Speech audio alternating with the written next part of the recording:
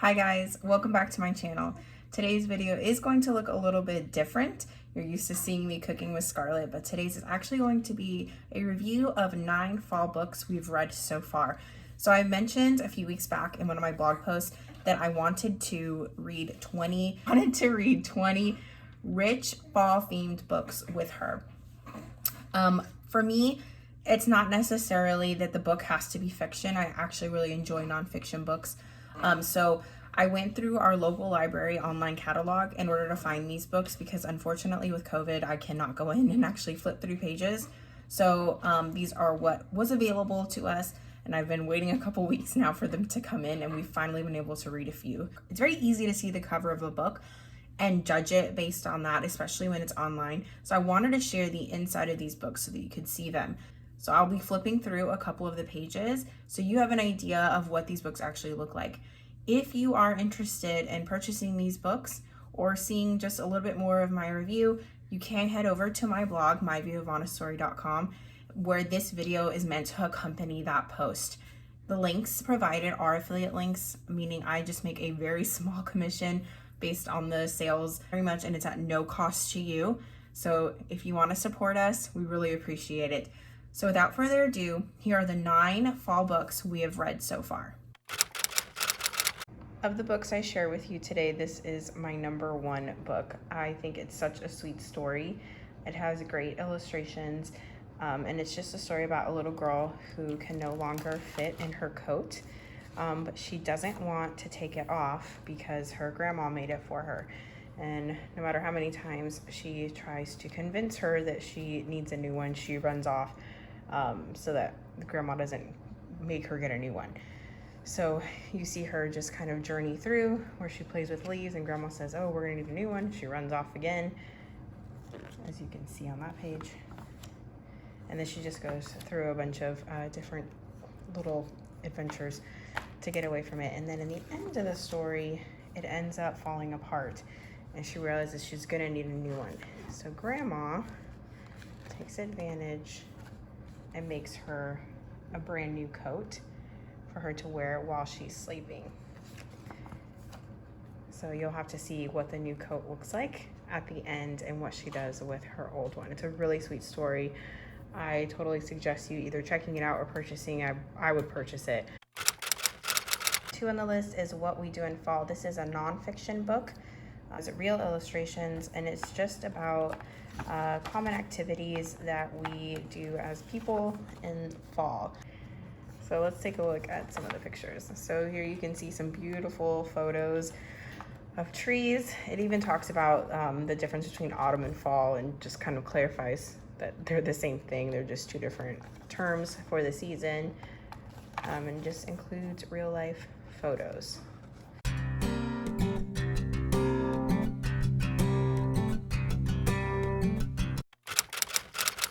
This one is Animals in Fall, Preparing for Winter. Although it looks like a fiction book, it is nonfiction with just illustrations instead of real photos. And it explains what animals do in the fall and how they're preparing for the next season of winter. And it actually goes to like specifics like migration, hibernation, and adaptations. So I'll just kind of take you through a couple of the pages so you kind of see that even though they are drawn, it does give them facts. Like right here, it says gray whales have their babies near Mexico. The waters there are safe and warm. And then it even includes a map showing them of their migration path. And then it even talks about like several animals, not just one. So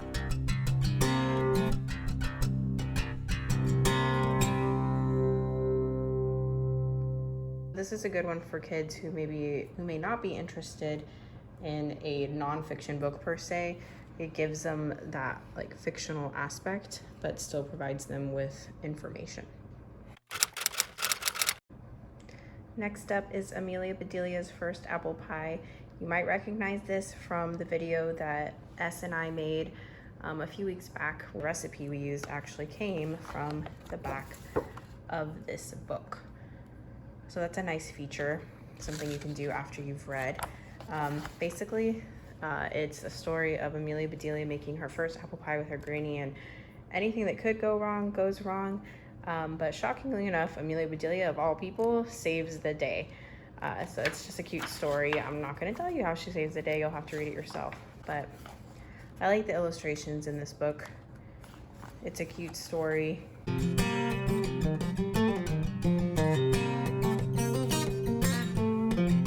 Amelia Bedelia takes things literally. So it adds a level of humor.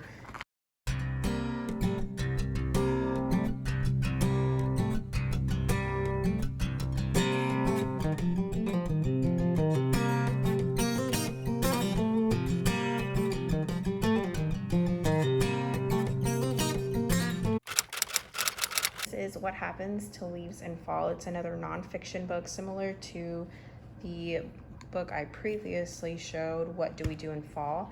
This one is specifically about leaves, and I like how it explains why leaves change. Although it's scientific, it's not like too over their heads, especially if they're young. Like S is only, she's gonna be 3 in January, so it's not giving her so much information that she wouldn't understand. It's very simple text, good for maybe a beginning reader. But so it just talks about trees change, prepare for winter, why they start to lose their leaves, the colors that we might see, and it just has great illustrations.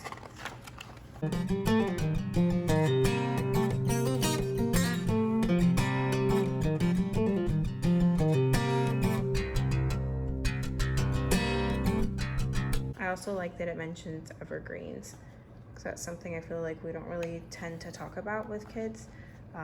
So it's nice for them to know. That's kind of why we have Christmas trees. They don't ever really lose their leaves or their pines or their needles. This one's I See Fall. This one's a cute story.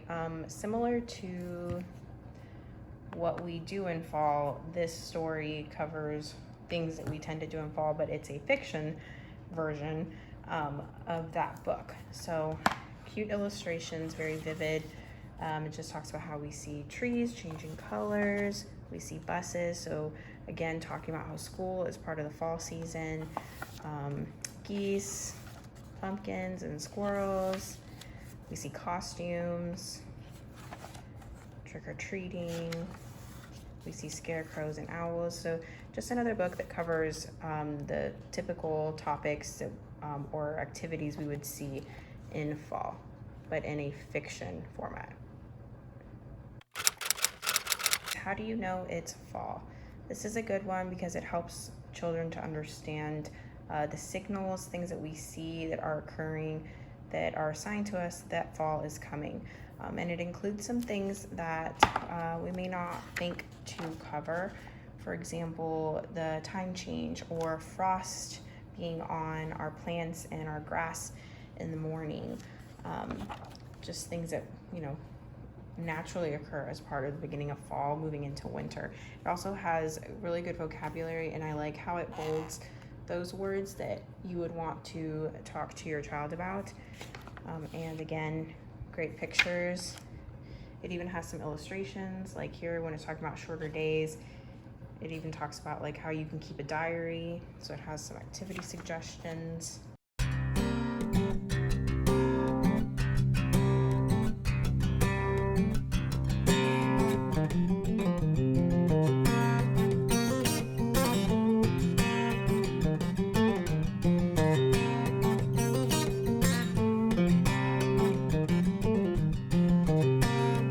This is something else I like, that it talks about how we plant bulbs in the fall so that they sprout in the spring, not something we really think to discuss.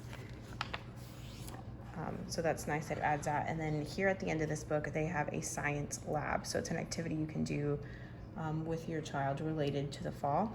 And then they also have science words with pictures to go along with it. This is probably my second favorite book of the books that we've checked out so far. It's just basically like a diary. She's writing all the things that she observes happening in fall. And it has a rhyming pattern to it, which is nice. So if you're covering rhyming, you could include this. I'm not going to go through all the pages, but just kind of giving you an idea. And I like how they write the story, almost like giving life to the elements of fall. So like here it says trees dressing up for the fall celebration. Dogwood shows a new crimson gown. Oak changes into a suit of rust brown. Ash cloaked in yellow. Maple wears red. Aspen a crown of gold on its head. This is probably my favorite page out of the entire book. But I just like the way that the book is written. And then you'll have to see how that story ends. But this is a good one. I would definitely check this one out at your local library. And then last but definitely not least is Pick a Circle, Gather Squares, a Fall Harvest of Shapes. This one is a fun interactive book. Even though it has like a storyline, it is kind of like a seek and find. And it has your child really thinking, because they have to look at the objects within the book and determine if they're the shape that is mentioned on the page. So, so here you can see they're heading out, going to the farm. I really like the art in this book.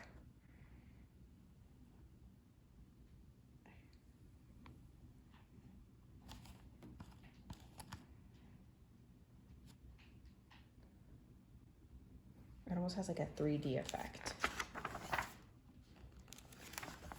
So let me show you what I mean.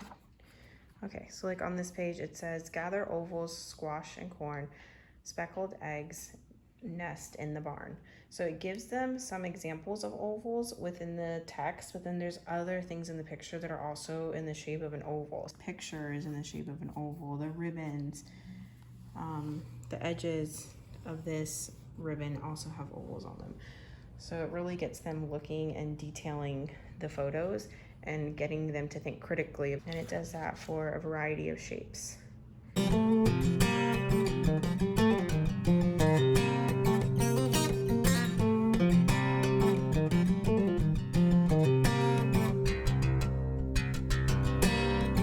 All right, guys, I hope you enjoyed this video. I do have 11 more books we're going to be reading together throughout the fall. Remember, fall does go through December, so it may feel like it's a little late for this video to come out, but I feel like sometimes we just think fall means, you know, October, and it's really not. So that's why I'm sharing this now, because you can't continue to talk about these things throughout the entire fall season. So if you want to see more of these videos, please let me know by giving this video a thumbs up and subscribing if you want to see more. I'm hoping to share more on this channel, not just our cooking videos.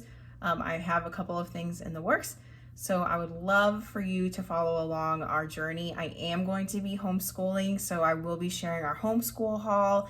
I'm going to be sharing what we got Scarlett and Oliver for Christmas. Scarlett's birthday is right after Christmas, so I'll be sharing what we got her for her birthday as well. So just a lot of things I have planned, along with some minimalism videos, because just trying to downsize. We live in a 2-bedroom apartment and just realizing we just don't need as much as we think we do. So thanks again for checking out this video. We hope that you'll follow along, and we'll see you soon.